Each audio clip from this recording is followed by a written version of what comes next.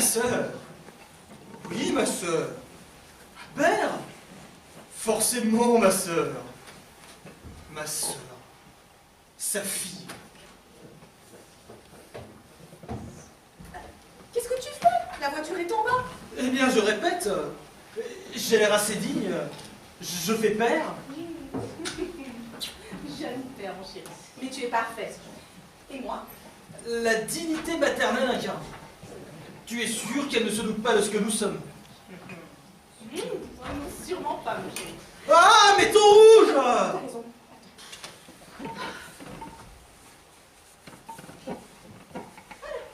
Bon, allez, on se dépêche. Hein. J'ai loué le fiacre à l'heure et le couvent est à 4 lieues de Limoges. Allez.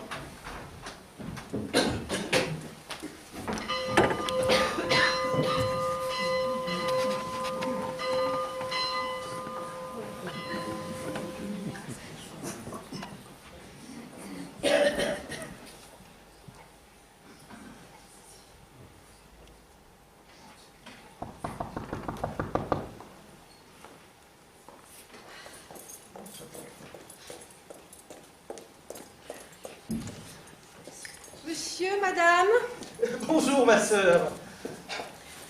je vais chercher la supérieure des novices. Attendez-la ici. Et vous, monsieur, n'oubliez pas les patins.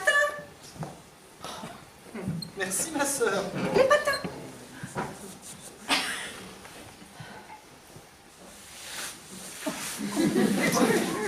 Enlève ton rouge.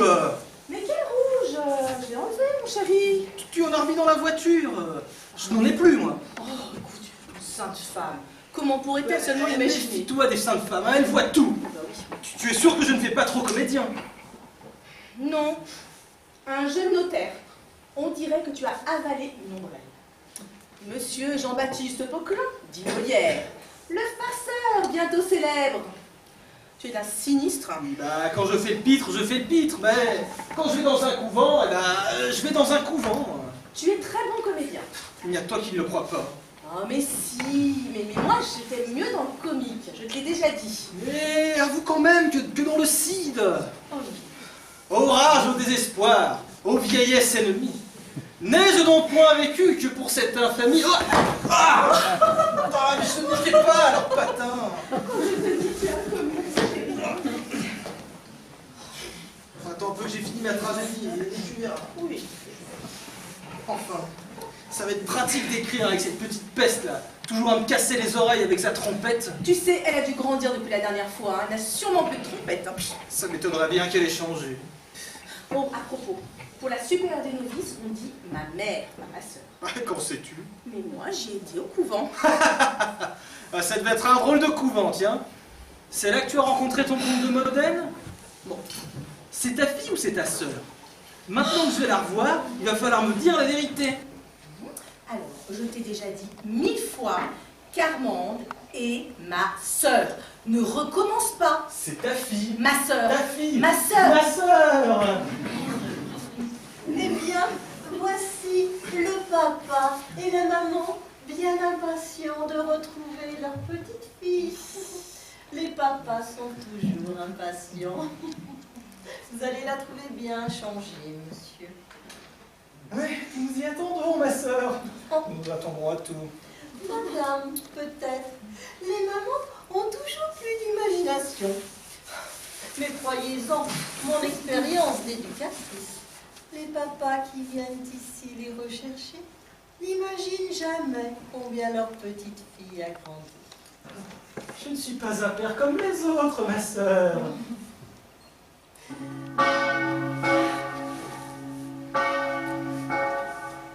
J'entends la fin de nos cours.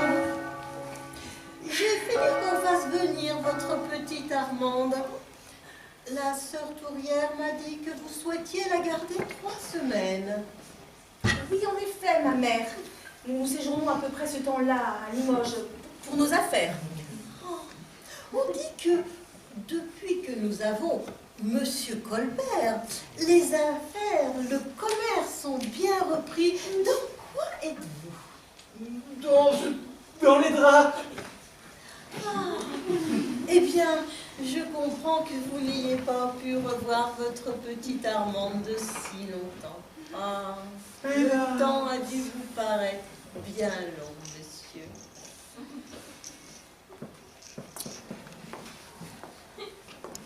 Quand je pense qu'il va falloir revoir ce petit monstre. Tais-toi, tu n'as pas de cœur. Si tu m'aimais... Je t'adore, ma chérie. C'est pas une raison pour aimer toute ta famille. Surtout quand il s'agit d'une petite idiote qui casse tout, qui n'arrête pas de parler et qui est sans doute la fille d'un de tes anciens amants. Pour la dernière fois, Armande est ma sœur. Je t'ai montré son acte de baptême. Oh, les actes de baptême. Avec une caisse de vin de messe au curé. Hein. Pardon. Ah, mais j'entends arriver nos jeunes filles. Délicieux enfant. Mais c'est ta fille. Regarde, c'est le portrait craché de Modène. Eh bien, petite Manou. Mais enfin, voyons. Votre petite Armande a 17 ans. Déjà? Ah non, mon enfant. Ah non. Ah, mais c'est un pou. Ah, 8 jours suffiront, allez, on la ramène. Hein. Oh. Eh bien, moi, voyez-vous, je trouve qu'elle ressemble plutôt à son papa.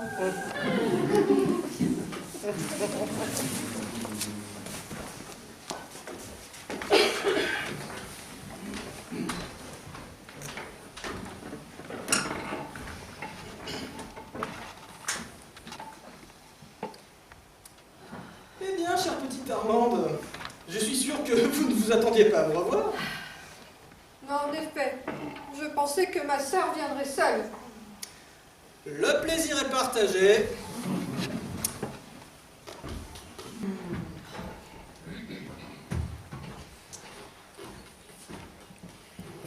Ça ne vous dérange pas si j'ouvre la fenêtre?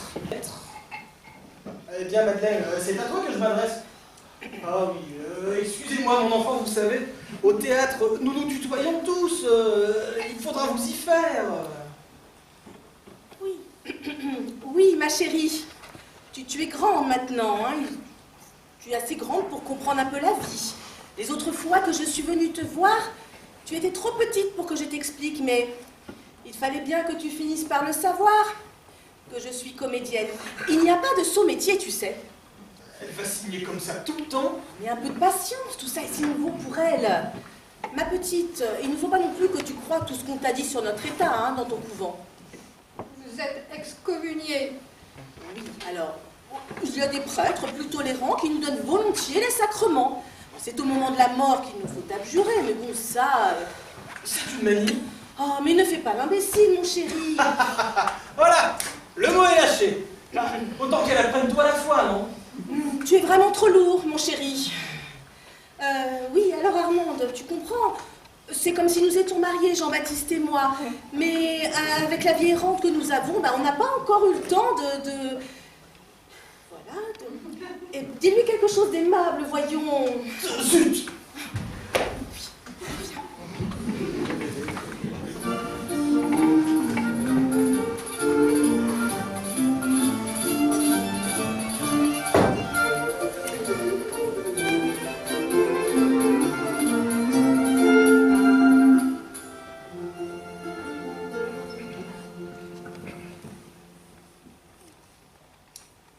Je le sais, mais hélas, le destin des humains s'oppose à l'effet de ces justes desseins. Et malgré tous mes soins, viennent toujours se tendre à un piège dont mon cœur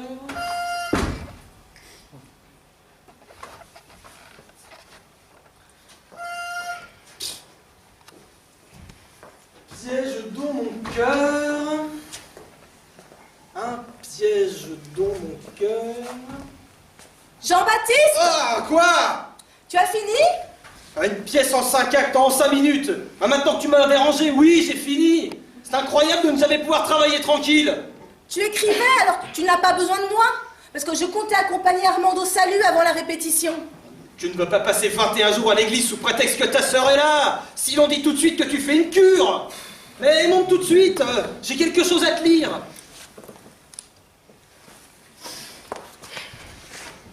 Et malgré tous mes soins, viennent toujours me tendre, un piège est dans mon cœur, ne saurait se défendre. Oh, que c'est beau!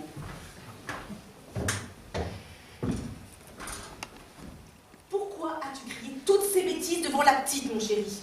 On a trop de choses à se faire pardonner tous les deux, à ses yeux. Enfin, pourquoi prends-tu plaisir à la choquer? J'ai horreur des bigotes. C'est pas elle qui me les fera aimer. Et elle t'a gêné depuis 3 jours qu'elle est là?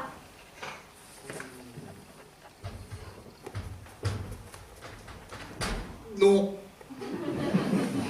Elle est toujours aussi laide, hein. Mais je dois remarquer que cette fois-ci, elle est muette. Je devrais écrire une pièce sur une fille muette. Tu as travaillé cet après-midi? Oh oui, c'est très beau. Tiens, assieds-toi là. C'est la grande scène entre Don Garci et Élise. Oh, c'est fou ce que cet homme peut souffrir. Je m'en ferai pleurer. Je t'écoute, mon chéri. Mais d'abord, viens un peu là pour ta piscine de cœur. C'est malin, mais si ton dragon s'en aperçoit. Oh, lis son livre de prière. Oh, je t'aime. Ma tragédie. Tard.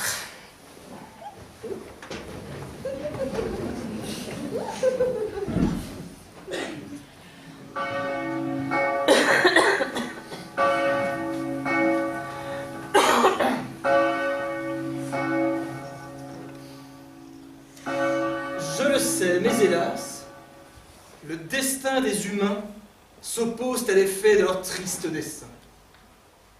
Et malgré tous mes soins viennent toujours se tendre, un piège dans mon cœur ne saurait se défendre. J'en suis là, c'est beau, hein? Approche, mon chéri. Moi, je trouve que c'est très beau. J'aime mieux tes comédies. Un jour, Jean-Baptiste, tu auras beaucoup de succès, mais en faisant rire. Moi, je ne veux pas faire rire.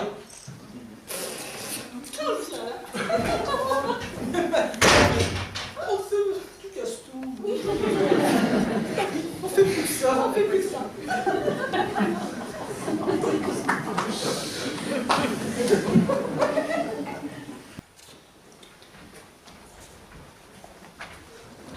Oh, la voilà qui s'en va au salut toute seule. Elle là, s'est attendue, sa sœur, pauvre petite. Elle qui a l'air d'une personne si comme il faut. Vivre avec ces porcs-là, des vrais chiens damnés que c'est toujours en train de gueuler des insanités. Oui, ou calfeutrer dans leur champ à faire je ne sais quoi. Oh.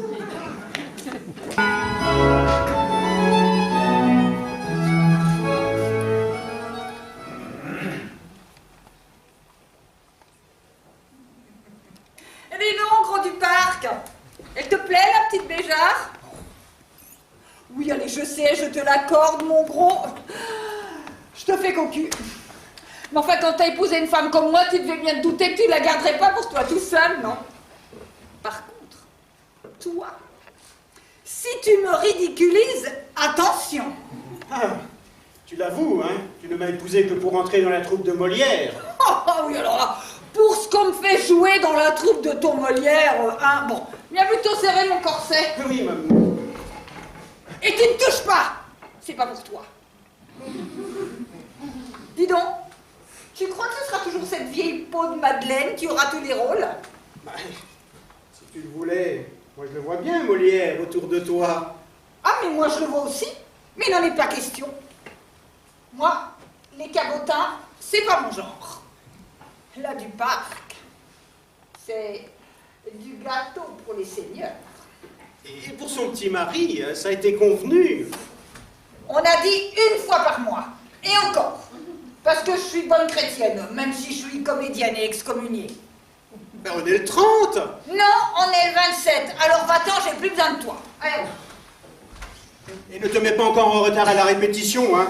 Parce que toi, il ne te dit rien, mais c'est moi qui prends. Oui, oui. Tiens, voilà le cocu. Je ne vous cherche pas, moi, monsieur Molière. Bon, mais ce n'est pas un méchant mot. Pourquoi ça te ferait de la peine puisque tout le monde le sait? Ben, moi, je suis censé ne pas le savoir. Tu fais trop de psychologie. Viens donc répéter mon gros père. Et tâche d'être un peu plus efficace cette fois-ci, l'en gros René. c'est pas tout d'être gros. Faut faire sentir que c'est drôle d'être gros. Moi, je trouve ça triste. Oh, plains-toi. Ton ventre, c'est ton gagne-pain. Avec le talent que tu as, si tu étais maigre, tu casserais des cailloux. J'aurais peut-être préféré ça, et avoir une femme à moi. Elle est belle, hein, ma femme, Monsieur Molière. Tais-toi.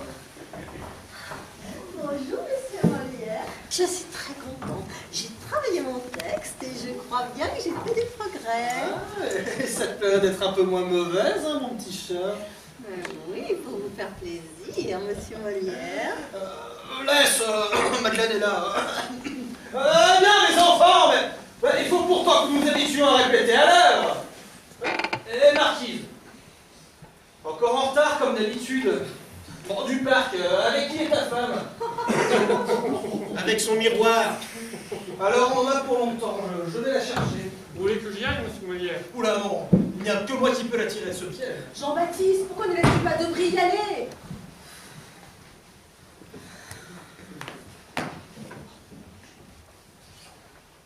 On ne frappe pas. C'est le patron. C'est un homme. Et les hommes frappent avant d'entrer chez les dames. Oui, mais quand les dames ont répétition à 5 heures et qu'elles sont encore à moitié nues à 5h15, tu es belle du parc. Peut-être, mais je ne veux pas. Et d'abord parce que vous êtes l'amant de Madeleine, qui est une bonne copine. Et ensuite parce que moi, je n'aime que les seigneurs. C'est un goût chez moi. Idiote. Ah bah il faut croire que vous les aimez. Oui. Dites-moi, c'est toujours Madeleine qui aura le rôle de Laodice dans Nicomède à Rouen. On peut voir. C'est laid. Un homme.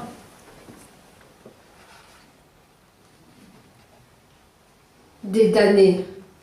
De vrais pourceaux, toujours en état de péché mortel, mon père. Des comédiens. J'y suis obligée par les liens de famille, mon père. Ce n'est pas tout, mon père. À leur contact, sans doute, et pour la première fois, je m'accuse d'avoir eu de mauvaises pensées. Je me suis regardée, mon père, longuement, pour voir si j'étais jolie.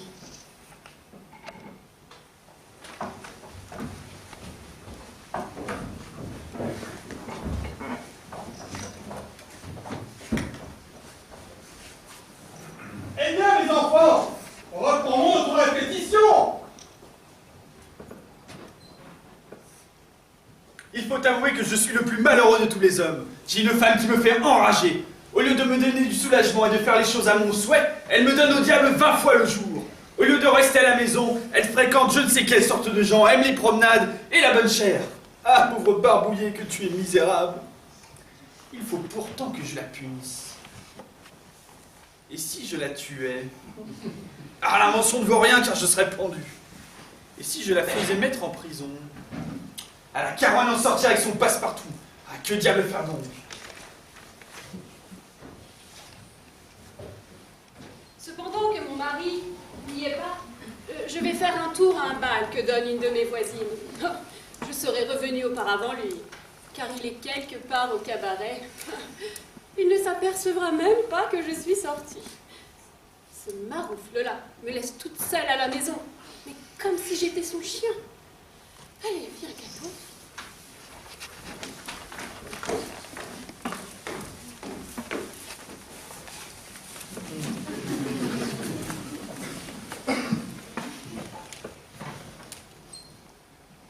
Il faut pourtant que j'aille voir si notre bonne ménagère m'aura fait à souper.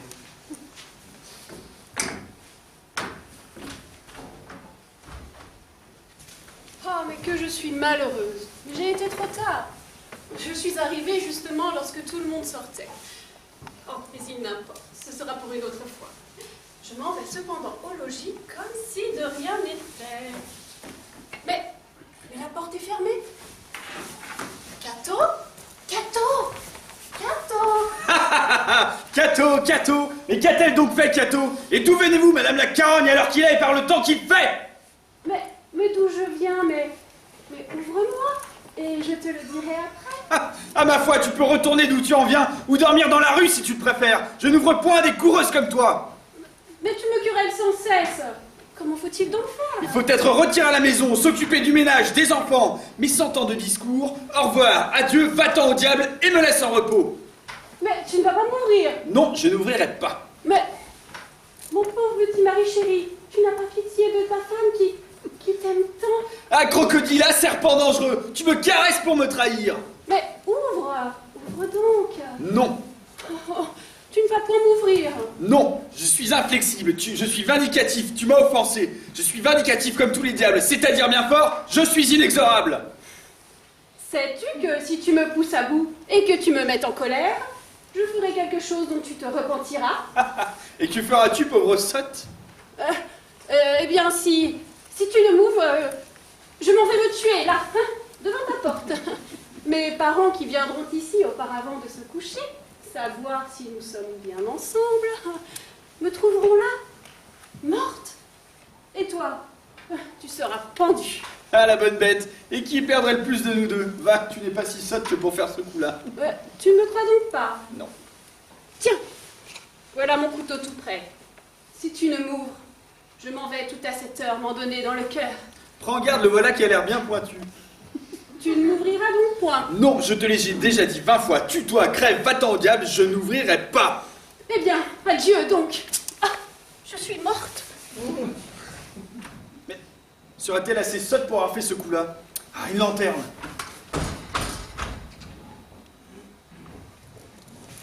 Il faut que je t'attrape. Si j'arrive à rentrer subtilement dans le logis cependant que tu n'y es pas, chacun aura bien son tour.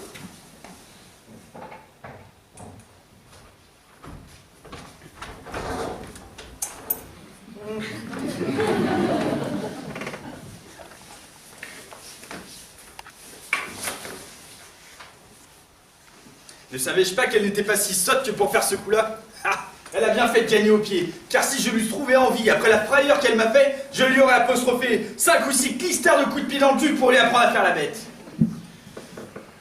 Ah, je vais aller me coucher cependant. Ah, le vent semble avoir fermé la porte.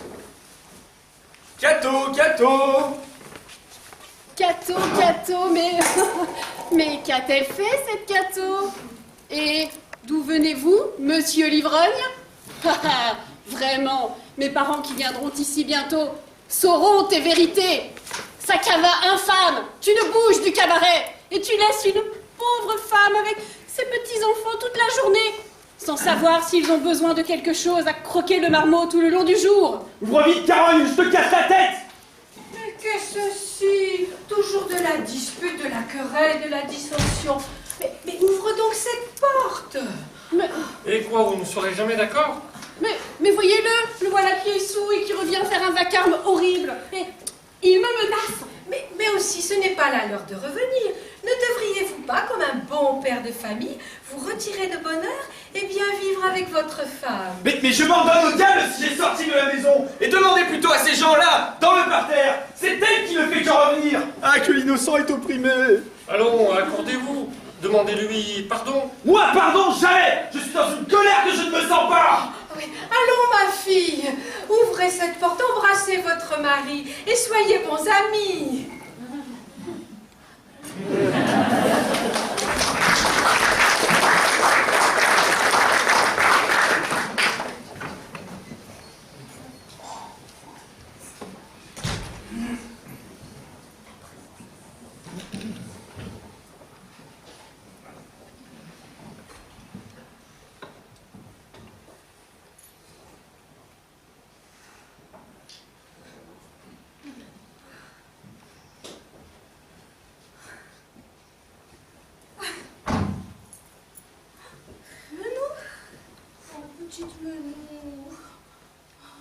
Maintenant, allez-vous-en, je vous hais. Je hais ces robes. Vous êtes damnés. Alors, tu sais, c'est à la fois beaucoup plus simple et beaucoup plus compliqué d'être damné. Il y a des dévotes qui le sauront et des comédiennes qui ne le sauront pas. Je veux retourner au couvent. Déjà, mais il te reste encore 15 jours. Tu n'es pas bien avec moi? Tu es ma sœur et tu es une étrangère. Pourquoi ne puis-je être avec ma mère? Pauvre Menou. Tu crois pas, si tu restais rester un petit peu avec nous, que moi je pourrais être un tout petit peu, hein, ta maman. Moi, rester avec vous, avec lui. Oh, mais Jean-Baptiste est... On étouffe.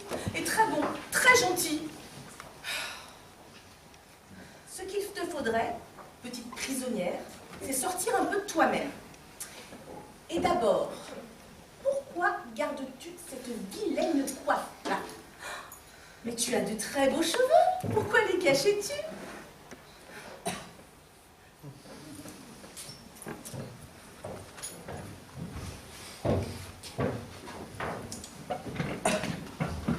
Alors Lagrange, combien vous nous fait hier soir? 217 livres. À peine de quoi payer l'auberge. Et nous aurons bientôt besoin de nouveaux costumes. Il va falloir quitter Limoges.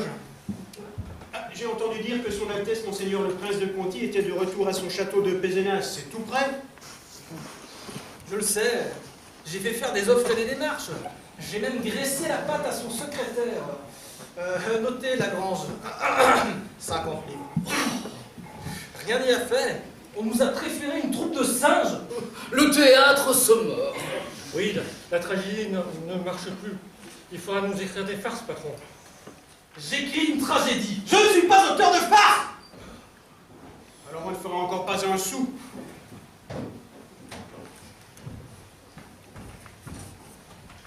Jean-Baptiste, je veux te parler.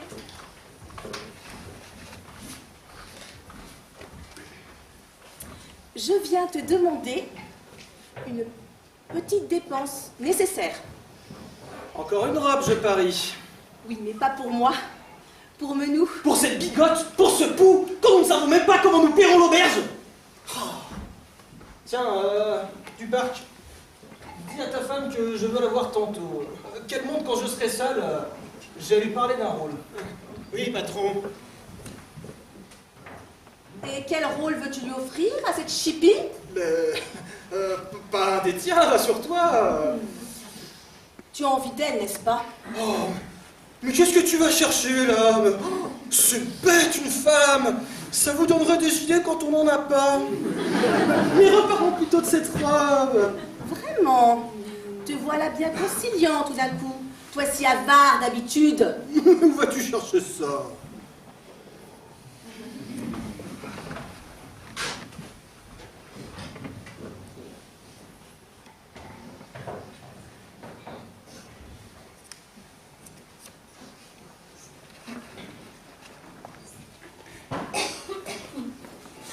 Connaissez-vous mon maître, le seigneur Harpagon? Il est riche, très riche même, mais il est d'une avarice extrême. En un mot, il aime l'argent plus que réputation, qu'honneur et que vertu. Donner est un mot pour lequel il a tant d'aversion qu'il ne dit jamais « je vous donne », mais je vous prête le bonjour. Et le voici qui vient. Allez, venez à tous, que je vous distribue mes ordres pour tantôt et règle à chacun son emploi. Allez, allez, allez. Approchez, Dame Claude, et commençons par vous. Bon, vous voilà les armes à la main. Je vous commets au soin de nettoyer partout. Mais surtout, prenez garde de ne point frotter les meubles trop fort, de peur de les user. Outre cela, je vous constitue pendant le souper au gouvernement des bouteilles. Mais s'il s'en écarte quelqu'une, ou qu'il se casse quelque chose, je m'en prendrai à vous et le rabattrai sur vos gages. Châtiment politique. Allez, allez. Vous, brin d'avoine, et vous, la merluche approchée, je vous établis à la charge de rincer les verres et de servir à boire.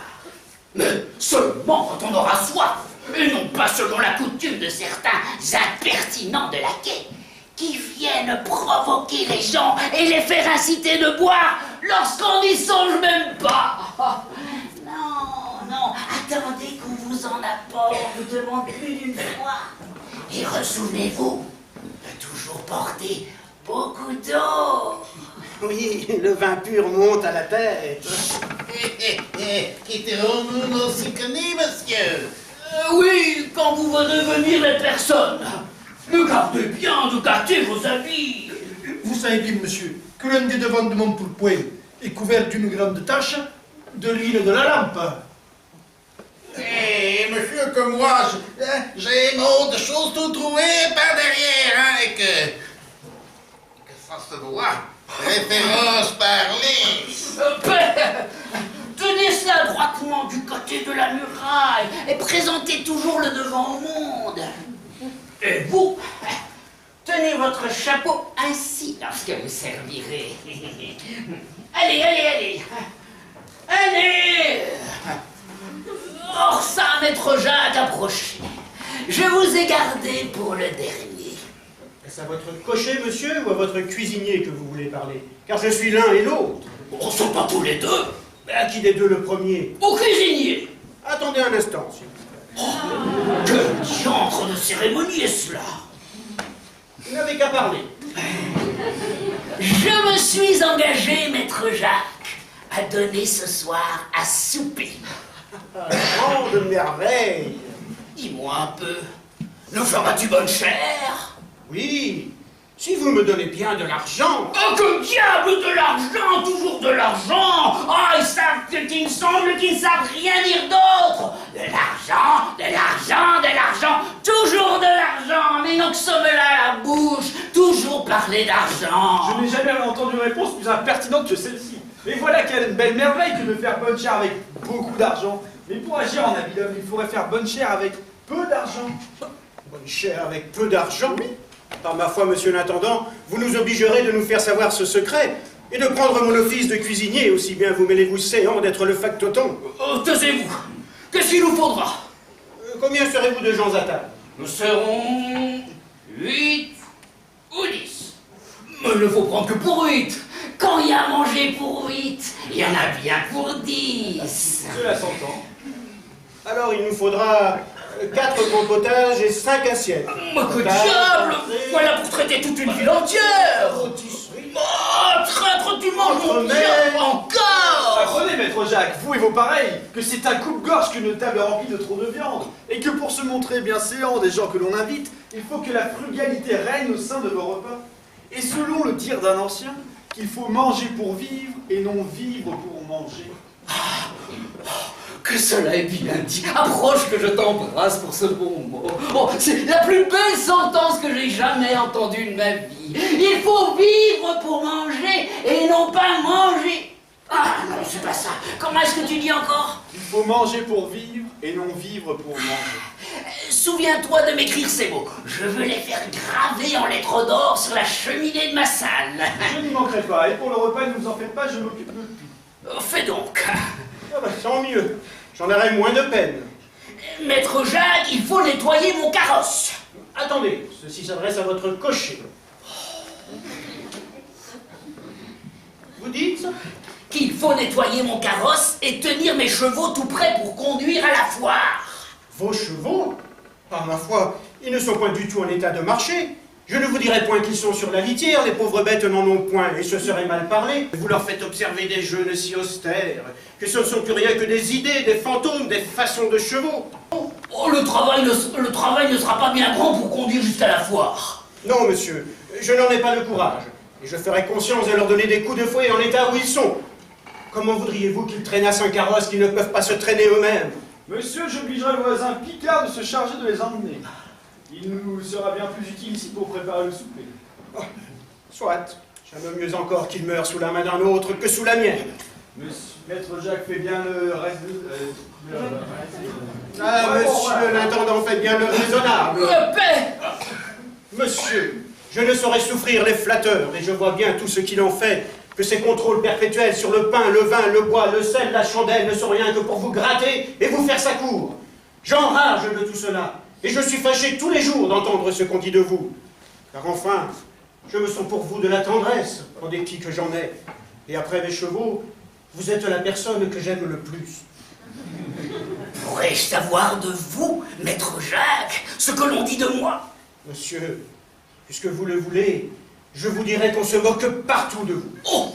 Vous êtes la fable et la risée de tout le monde. Et jamais on ne parle de vous que sous les mots d'avare, de ladre, de vilain et de fesse-Mathieu. C'est un sot, un coquin, vous n'avez pas voulu croire, je vous l'avais bien dit, que je vous... Apprenez à parler. Ah, maître Jacques, je vois qu'on paye mal votre franchise.